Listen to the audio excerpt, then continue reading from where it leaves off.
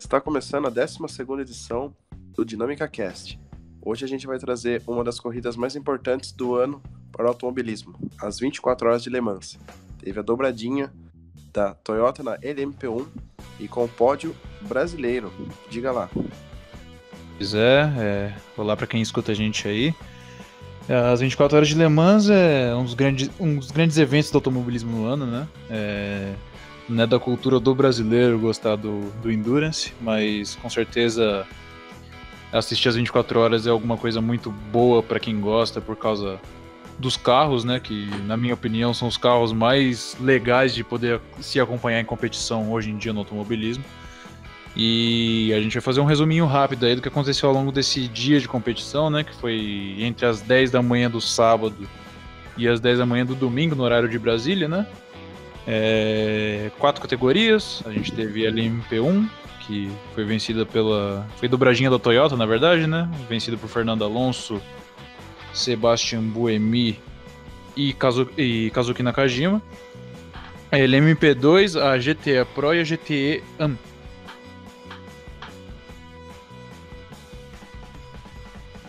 Vamos voltar? Esqueci de falar o nome. Pera aí, deixa eu zerar aqui.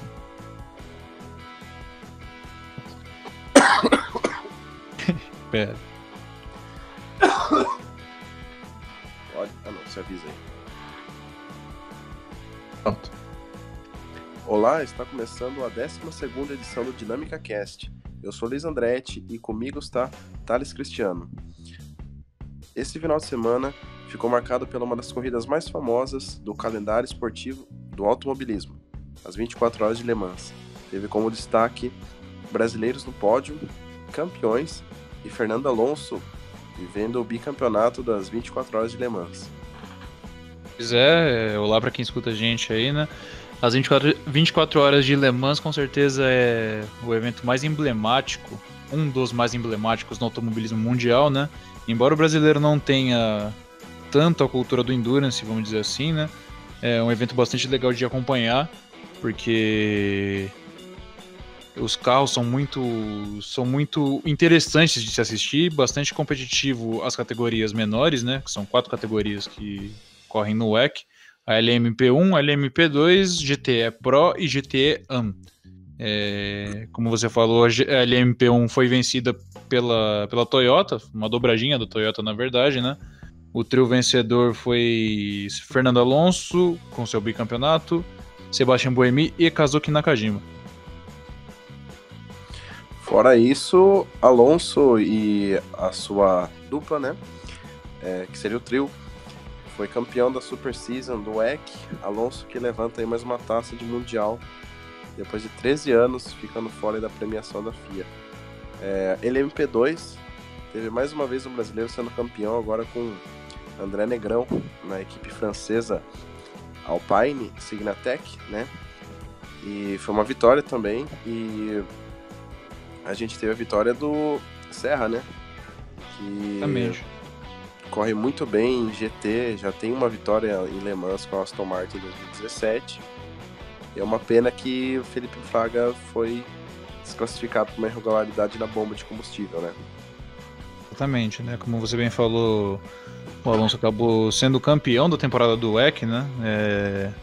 A temporada do WEC, para quem não sabe, é bianual, né? Começa no final do ano e vai até a metade do ano seguinte, sendo encerrada nas 24 horas de Le Mans todos os anos. O Fernando Alonso conquistou seu primeiro título desde o bicampeonato da Fórmula 1, né, 2005, 2006, e ele ganhou com uma pitada de sorte as 24 horas de Le Mans, né? Ele que já estava com o título praticamente na mão, né? O trio dele pegou a liderança da prova apenas na última hora de corrida, né? Já que por 23 horas a gente viu o Toyota número 7 liderando a prova, que são os companheiros são o outro trio da Toyota, na verdade, né? E que também estavam batalhando pelo título. Realmente frustrante, né? Frustrante para muitos e sorte para outros, né? A gente viu que as 23 horas lideradas pelo carro 7 fez de merecer quase a vitória, né? O trio do Petito Lopes Kobayashi e Mike Conway, né? Problemas Exatamente. de sensor que acusou ali 2 pneus furados, né? Ocasionaram a perda da liderança para o carro 8. E é isso, né? Corrida é corrida. Exatamente. É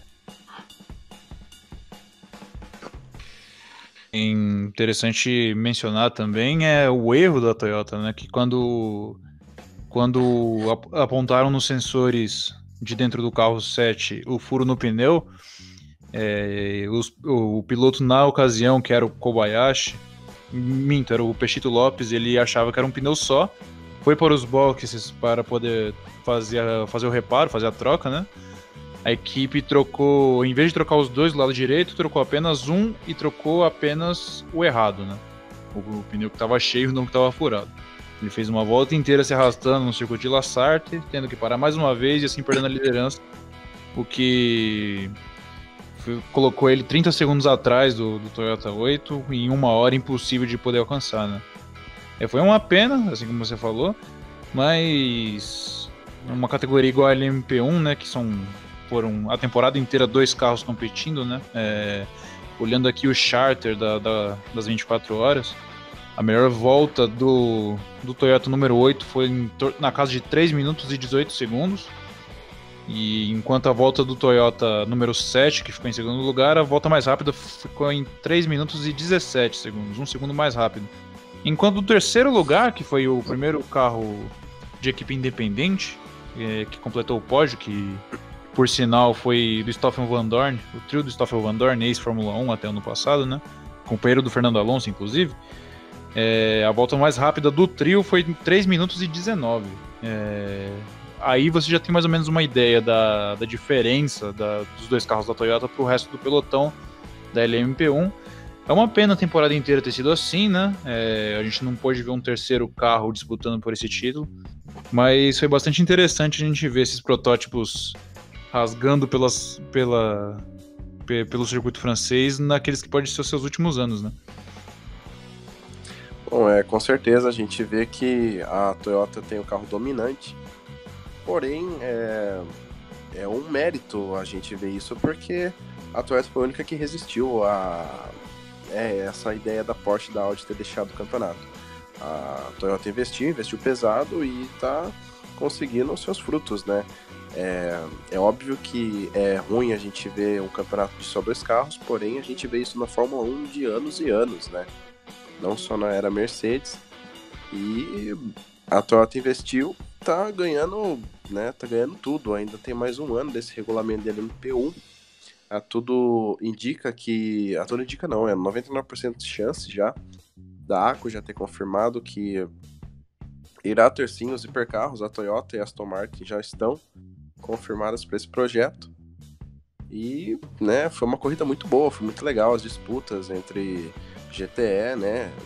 A gente vê a surpresa de uma Ferrari vermelha, né, ganhando em Le Mans, né? Faz lembrar aí a época dos anos 60, né, que tinha Ferrari ganhando, né, Ford GT competindo.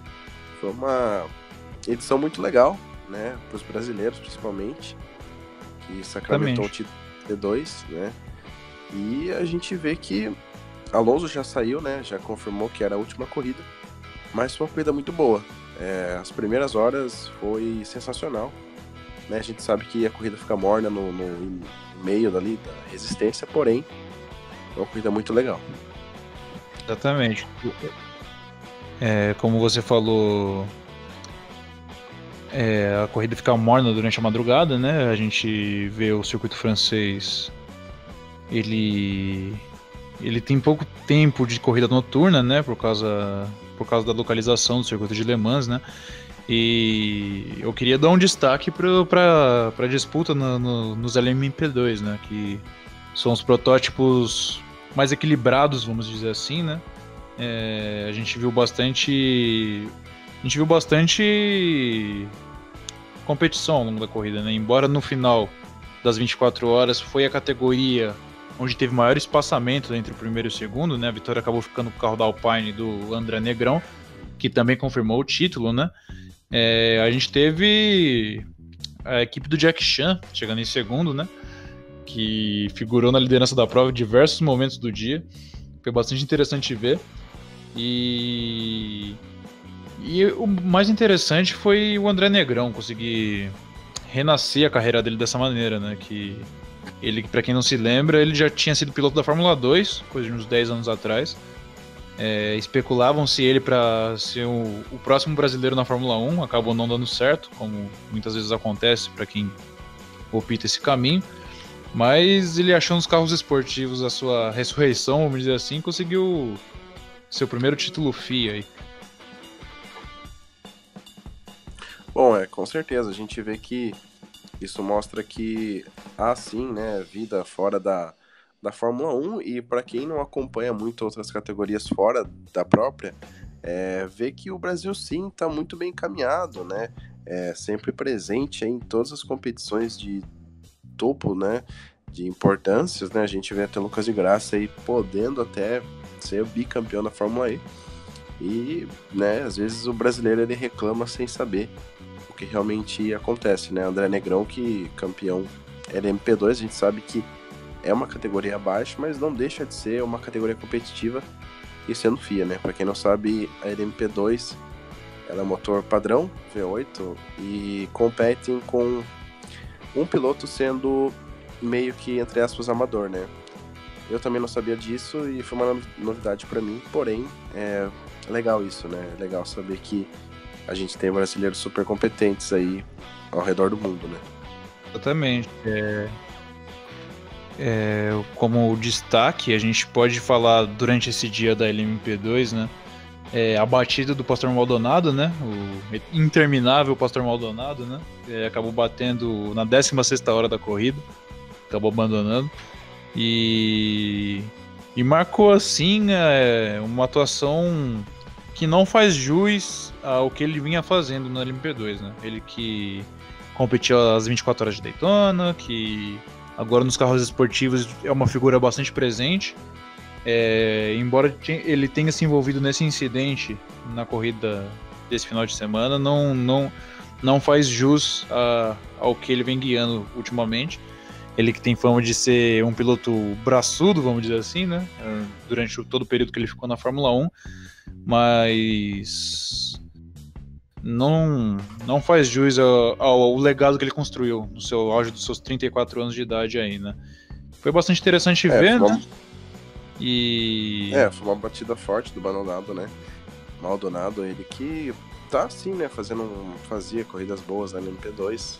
E a gente viu também uma batida forte de um Chevrolet Corvette, né? Não era o principal carro, porém competia com o Oliver Gavin e o Falasser, né? Que é um piloto já famoso aí do equipe Audi, que tá na Corvette, marcou a despedida de duas montadoras, né? A Ford com o Ford GT e a Chevrolet com o Corvette. É uma pena, né?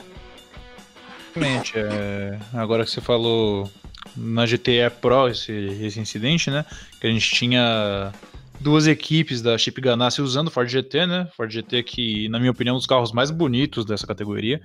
Assim como todos os outros, né? A gente pode afirmar categoricamente que não existe carro feio na GTE, do WEC pelo menos, né? A gente tem a Ferrari, a gente tem a Porsche, a gente tem a BMW e o Ford GT.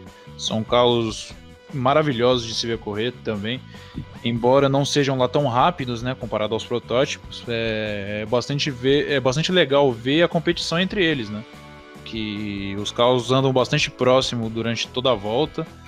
E na GTE Pro a vitória acabou ficando com o trio do Daniel Serra, né, vitória para o brasileiro que é atual campeão da Stock Car Brasil aqui, né, e certamente foi uma das suas grandes conquistas aí o bicampeonato de Le Mans, né? Ele que já tinha ganhado uma vez.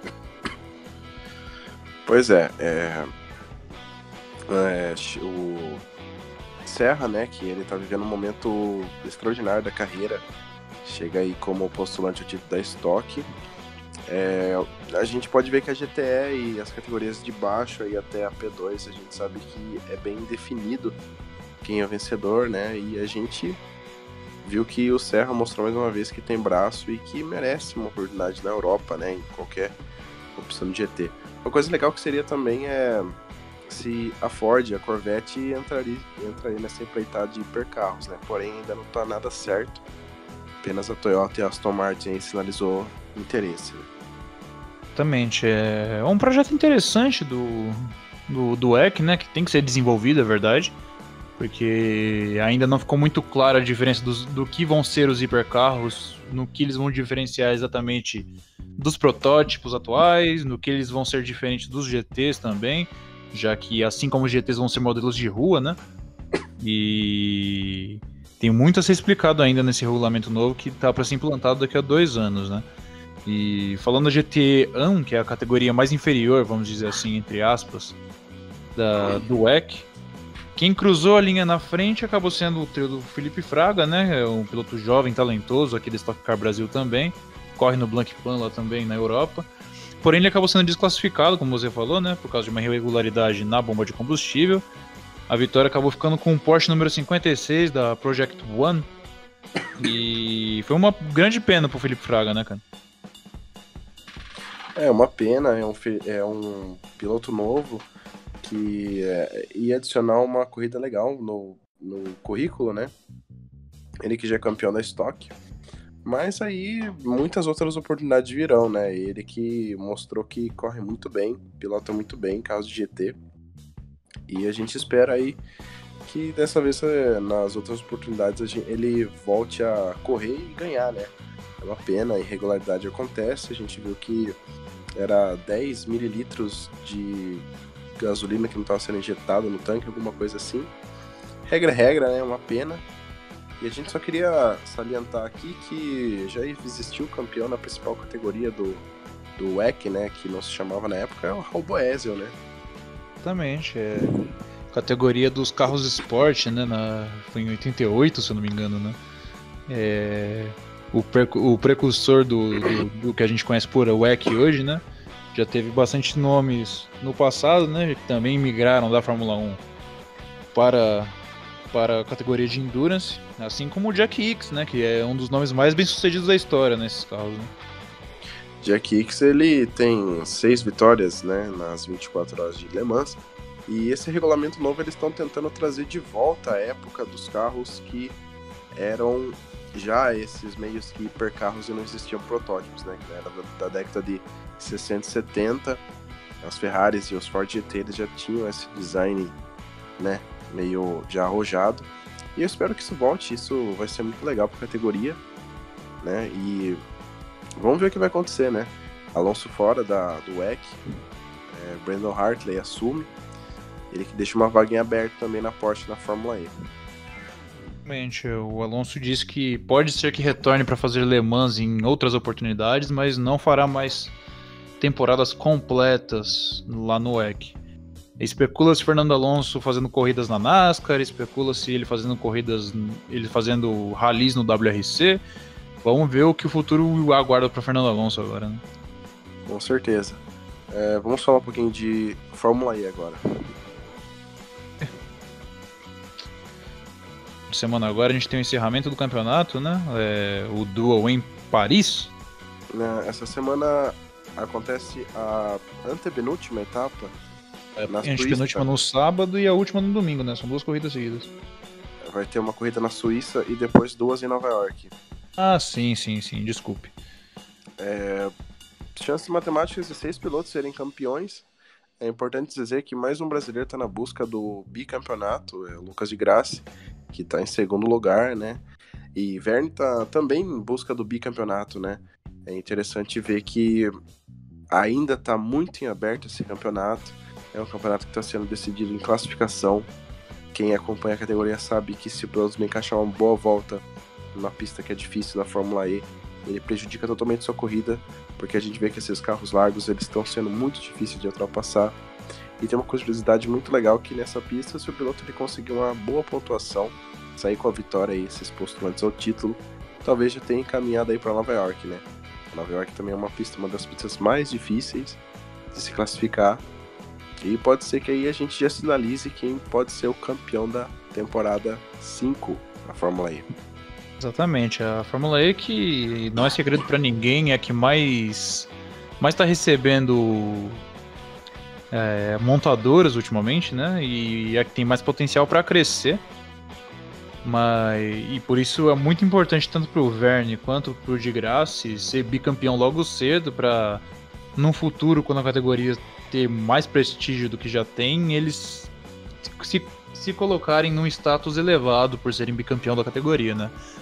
O Verne tem 102 pontos, ele tá não tão encaminhado pelo título porque ainda faltam 3 corridas, a gente sabe que tá bastante equilibrado essa temporada, né?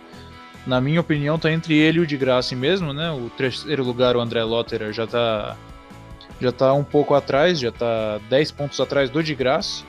E tá a 16 atrás do Verne. Já fica meio difícil para ele, ainda mais considerando que o Verne é seu companheiro de equipe. Correndo por fora, a gente tem o Antônio Félix da Costa, que perdeu pontos importantíssimos lá no começo do campeonato, pelo que a gente lembra, né? Incidente com um companheiro de equipe e dentre outras barbeiragens que ele acabou fazendo quando o carro da BMW Andretti era o melhor carro do grid. E a gente tem o Robin Fries também, que pode ser que alcance o título, mas para ele já tá difícil, ele só tem 81 pontos, piloto da Virgin Racing. Mas vamos ver, a gente torce pro Lucas de Grassi aí, né? É um piloto que é o melhor garoto propaganda da Fórmula E atualmente, né? Ele foi e fez vários testes nos carros dessa nova geração, saiu dizendo por aí que os carros podiam chegar aos 300 km por hora, a gente não viu isso ainda nessa temporada, porém com a evolução nos próximos anos pode ser que alcancemos, né? E vamos ver, tomara que ele alcance o bicampeonato, né? E se torne assim o primeiro bicampeão da história da categoria, né? Com certeza. E também espero que a galera veja também olho no André Lotterer. Ele é um cara que, como a gente fala, é raposa velha, né? É um excelente piloto, tem título em qualquer categoria que participou. Tá no melhor carro da Tech Cheetah. E se ele fazer uma boa prova também, quem sabe, né? Essa nuance que tem a Fórmula E, a gente não pode descartar o André Lotterer, que tava aí sempre aí figurando, sempre o segundo lugar. Bom, Fórmula E, né, é um palco que está sediando muitas e muitas montadoras e a gente fica até pensando, né, se realmente essa categoria ela vai engrenar ainda mais. A temporada vai acabar, mudanças de regra para 2019, 19 e 20, né, algumas mini regras e Fórmula E Suíça, então, sábado a gente fecha aqui. Agora vamos para a América do Norte, etapa de Iowa. Truck Series e Xfinity Series. Exatamente, bastante movimentado, né? Não tivemos prova da categoria principal nesse final de semana, né? Muito por causa das 24 horas de Le Mans. O calendário americano respeita bastante essas provas com calibre mundial, como é o caso das 24 horas de Le Mans. Então a gente teve prova da Xfinity Series e da Truck Series no oval de Iowa, um oval curtinho, que a categoria principal não corre lá, e foi bastante movimentado, né? Foi uma prova bem movimentada, que teve vitória, entre aspas, do Ross Chastain, o cara da melancia, e a coisa mais inusitada foi o payback que teve entre o Austin Hill e o Johnny Sauter, que já é bicampeão da categoria. Por algum toque, não sei se foi proposital ou não, Austin Hill tirou o Sauter da pista, né, foi pro muro, e depois ele deu o payback, né, que foi uma coisa mais agressiva, mandou o Austin Hill pro muro, e ainda ele continuou acelerando, né. Exatamente. Está sob investigação, e ele pode sim ter uma corrida de punição, uma corrida de banimento, e foi uma coisa peculiar, né, de se ver. Exatamente. O caso do Sauter com o Austin Hill. Austin Hill é um piloto que começou a dar as caras na categoria esse ano, né? Ganhou Daytona, se eu não me engano, a primeira corrida lá em fevereiro. Os dois estavam se estreando fazia tempo na corrida, né? Acaba que o Hill move, vamos chamar de mover, né, a manobra que ele acabou fazendo sobre o Johnny Sauter, fazendo ele bater no muro externo da curva 1, né? A bandeira amarela foi decretada aí. E sob regime de bandeira amarela atrás do pace car, o Johnny Sauter perseguiu o carro do Austin Hill e jogou ele no muro, continuou acelerando numa cena bastante Demolition Derby, vamos chamar assim, né? A gente já viu isso no passado, né? A gente, se eu não me engano, houve um caso parecido na Xfinity Series entre Kyle Busch e Kevin Harvick na década passada. Um bateu no outro sob bandeira amarela, continuaram acelerando dessa maneira. E ao mesmo tempo que é algo bastante interessante de ver na NASCAR, né? O que chama público é bastante curioso ver como que a categoria vai lidar com isso, né? Paybacks são permitidos até certo ponto. Bater no oponente sob bandeira amarela, atrás do pace car em fila indiana, já é um pouquinho demais. Com certeza a gente viu que isso, a NASCAR já tá vendo que é inadmissível e vai tomar, né, providências cabíveis a isso. A vitória aconteceu pro Ross Chastain, porém um erro ali na altura do carro da frente desclassificou. A vitória ficou com Brad Moffitt, atual campeão, e prova que teve como esse marco a briga deles, né? E aí... Exatamente, a prova que era para ter acontecido no sábado, né? Acabou sendo adiada para o domingo por causa da chuva. Foi coberta de controvérsias, né? Por causa desse incidente do Rio com o Johnny Sauter e também por causa da desclassificação do Ross Chastain, que já disse que não aceitou muito bem a vitória, que ele sempre vai se considerar o vencedor dessa corrida, mas a gente sabe que norma é norma quando se trata de regulamentação técnica, né? É uma das poucas coisas que não dá para reclamar no automobilismo, porque tá no estatuto, é aquilo que tem que ser seguido, pelo menos nas medidas e normas do carro, né? Que é para dar condição igual a todos os pilotos, né? A gente lembra em 2014, na categoria principal, que a gente viu alguns pilotos fazendo aquela aleta lateral para ajudar aerodinamicamente o carro. De lá para cá, a NASCAR ficou mais rígida nessas penalizações sobre a carroceria do carro, e eu acho totalmente justo, e é assim que tem que ser. A NASCAR que esse ano adotou o esquema de dar a vitória para o segundo lugar, obviamente, igual todas as outras categorias fazem, que antigamente a NASCAR não fazia, né? Ele desclassificava os pontos ou tirava do playoff, mas deixava a vitória na estatística do piloto. Para quem não sabe, a NASCAR ela agora usa muita tecnologia. Eles têm uma câmera que todo carro passa de inspeção com 8 lasers altamente eficazes para ver se algum milímetro a mais, milímetro a menos está diferente na carenagem, né? Muito bem lembrado que nas pistas 2014 para trás, os próprios mecânicos conseguiam ali dar uma empurrada com a perna para dar essa diferença na aleta lateral do carro, né? Exatamente. Já houveram casos no passado de que o crew chief entrar no rádio do piloto e pedir para ele dar um toque no muro, acabar danificando o carro na grama do infield para poder driblar a inspeção pós-corrida no passado, né? Hoje isso já não é mais possível, e é melhor que seja assim, né? Que a gente deixa bastante igualitário. Lembrando de 2 anos atrás, se eu não me engano, que o Joey Logano acabou ficando de fora dos playoffs por causa de uma vitória que foi destituída dele, nesse mesmo esquema. Ele venceu uma corrida e acabou ficando de fora dos playoffs porque tinha falhado na inspeção. E agora, nesse final de semana, a gente vai para a Califórnia, no pista de Sonoma, eu que acho uma pista interessante. Teve Xfinity também, pô. É verdade. A gente não tem Xfinity ainda. Enfim, isso. Desculpa. Peço desculpas aí. A Xfinity também aconteceu no domingo. A vitória ficou com o Christopher Bell.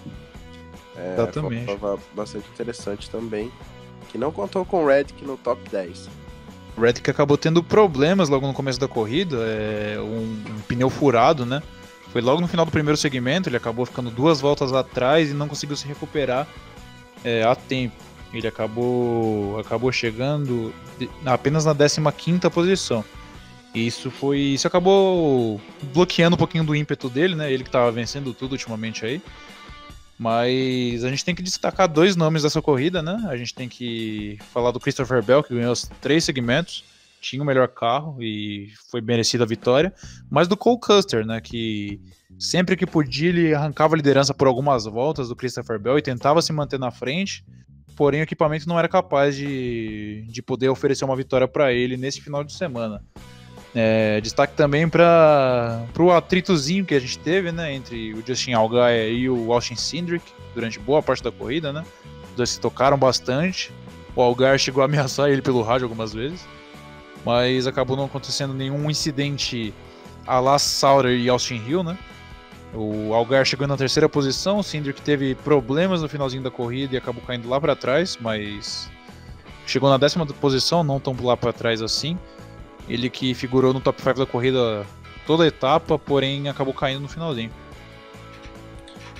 Bom, Xfinity que está totalmente aberta, porém a gente já sabe quem que talvez ficaria com o título.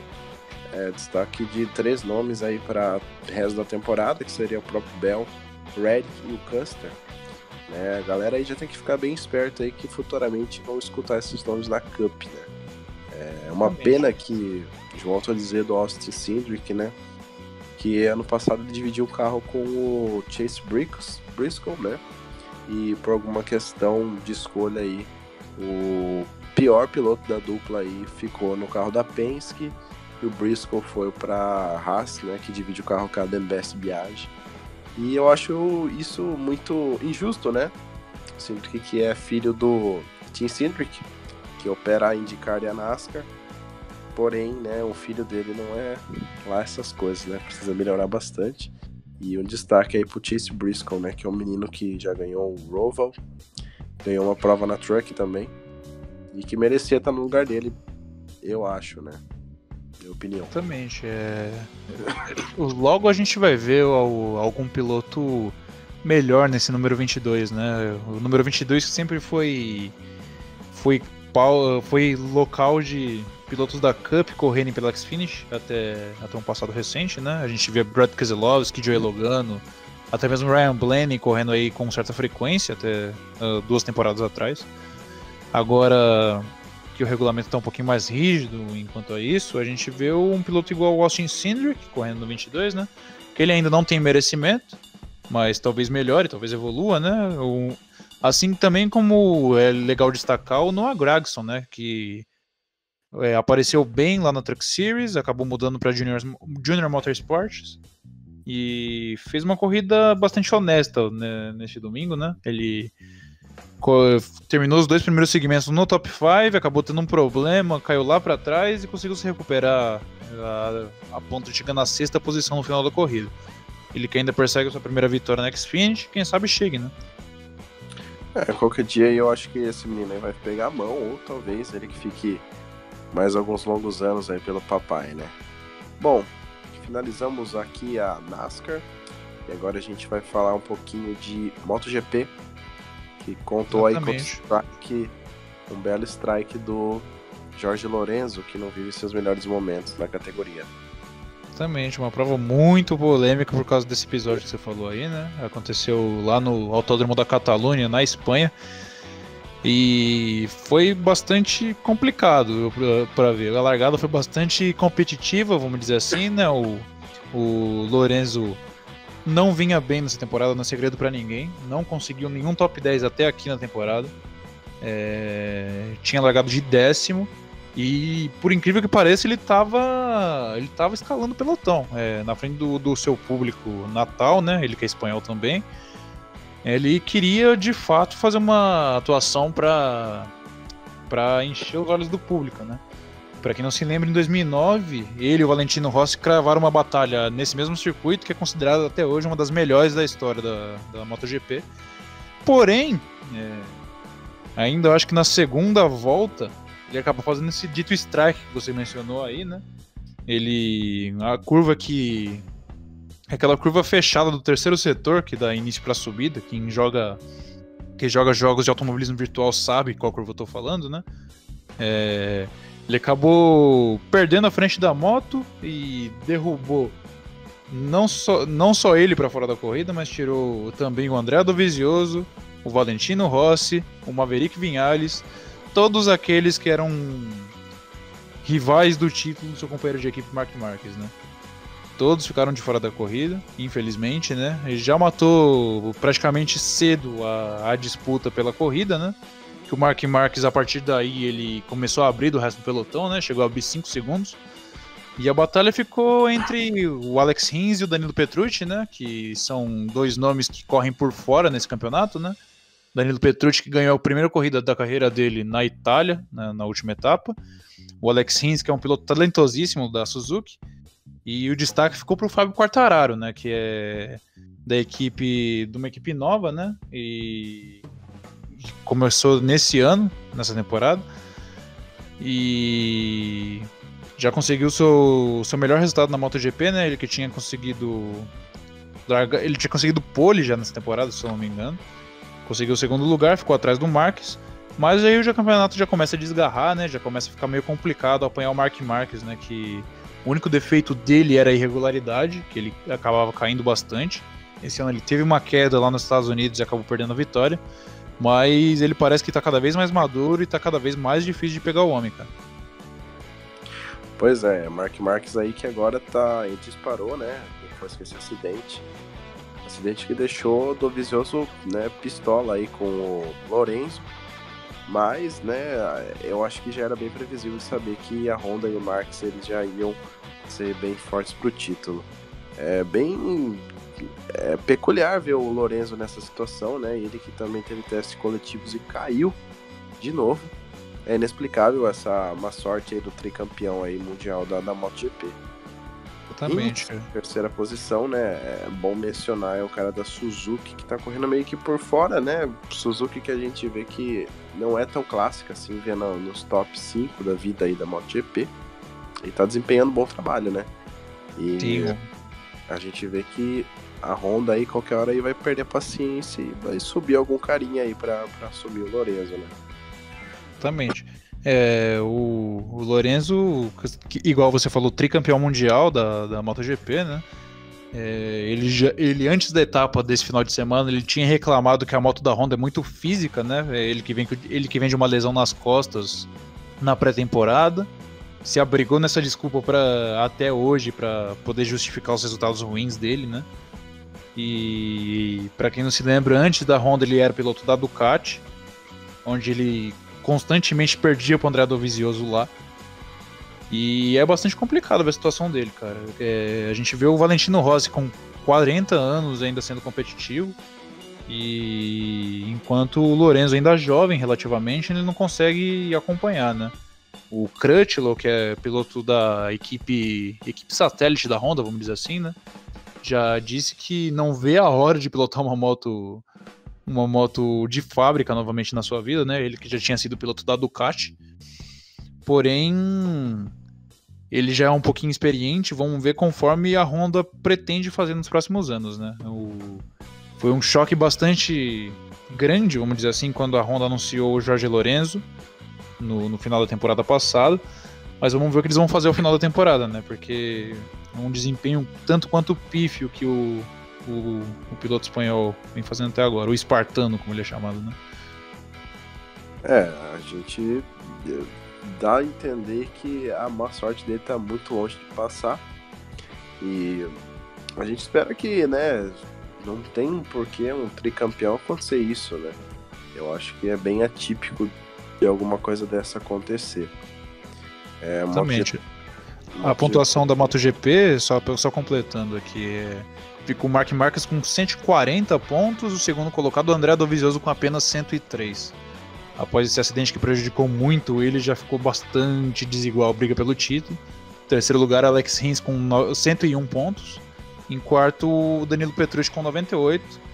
Em quinto, a gente já vai ter o Valentino Rossi com 72, bastante atrás do resto do pelotão. Se tem uma certa disputa por título ainda entre os quatro primeiros, né? Os dois da Ducati, o Rins da Suzuki e o Marc Marques da Honda. Com certeza. E mais alguma coisinha da MotoGP? Só falando da próxima etapa, que vai ser dia 30 de junho, na Catedral do Motociclismo, né? O circuito de Assen, lá na Holanda, que com certeza vai ser um circuito bastante interessante, né? Bastante travado, e o Valentino Rossi costuma andar muito bem lá. Bom, agora a gente vai dar uma nota de WRC. Falar do Rally da Sardenha, lá na Itália. Foi um rally bastante atípico, né? Todo mundo, só pelos resultados, né? A gente vê tem visto na temporada inteira a batalha pelo título entre o Thierry Neuville da Hyundai, o Sebastian Ogier da Citroën e do Atanek da Toyota, né? Logo no primeiro dia de competição, o Ogier acabou batendo, teve um capotamento e acabou ficando de fora do restante do rally. O Thierry Neuville também teve problemas, né, no começo do rally, mas acabou conseguindo se recuperar. O Atanek, ele começou bem, liderou os 2 primeiros dias, mas no último dia ele teve um problema grave no seu carro ali, um problema mecânico, acabou caindo algumas posições. Terminou o rally em 5º ainda, mas não era o resultado que ele esperava, ele não conseguiu abrir tanto na liderança do campeonato assim. Porém, o destaque ficou pelo pódio, né, que foi um pódio muito incomum. A gente teve o Dani Sordo da Hyundai, que é um piloto bastante mediano, né, ele é especialista em rallies de asfalto. Ele acabou vencendo o Rally da Itália. Comemorou demais, foi um grande choque para quem acompanha o mundo do rally. A gente viu em segundo lugar o pódio da Ford, que depois da saída do Ogier não vinha mostrando bons resultados, e conseguiu um excelente segundo lugar com o Timo Sanninen, o piloto finlandês. E o Andreas Mikkelsen em terceiro, que piloto da Hyundai hoje, que já foi piloto da Volkswagen, extinta equipe, tem uma vitória na sua carreira. Chegou na terceira posição, fazendo 2 de 3 da Hyundai no pódio, né? E o Tanak foi dentre os concorrentes ao título, foi o que melhor se classificou em 5º, e o Neville logo atrás dele em 6º. Hoje não se classificou, já ficou um pouquinho para trás. Agora já complica um pouquinho, né? A gente vai ver agora o resultado, a classificação do campeonato no WRC. A gente tem o Atanek, o piloto estoniano da Toyota, liderando o campeonato com 150 pontos. O Ogier em segundo com 146 e o Neville em terceiro com 143. 3 pilotos, 3 nacionalidades, 3 montadoras, está bastante interessante. Agora a gente tem o Rally da Finlândia, que também, por sinal, é o rally mais rápido do calendário. Bom, para falar um pouquinho de rally, queria só dar uma palhinha aqui de final de programa. Nos Estados Unidos estreou uma categoria chamada ARX, American Rallycross. Ele é parecido com o WRX, mesmo esquema de classificação e tudo mais. Conta aí com J.R. Hildenbrand, né, um nome bem famoso aí da Indy, que divide aí a equipe com o Seiichi Karam, né, prova, categoria que conta aí com nomes de Tanner Faust. E a estreia aí com vitória do Subaru com o saudoso Scott Speed, né, ex-Fórmula 1.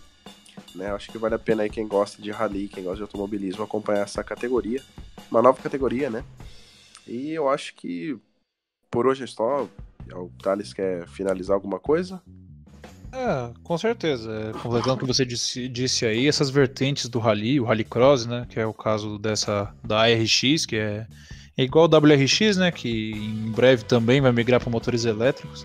É bastante interessante para quem quer ter sua iniciação no mundo do rally aí. E aí a gente aconselha para que acompanhar o quanto possível aí, que é bastante interessante. Acho que por hoje é só, né? Com certeza. Só para lembrar, galera, sábado e domingo, Grande Prêmio da França de Fórmula 1. E a gente vai ficando por aqui. Eu sou o Luiz Andretti e ao meu lado está Thales Cristiano. Até a próxima, galera. Falou.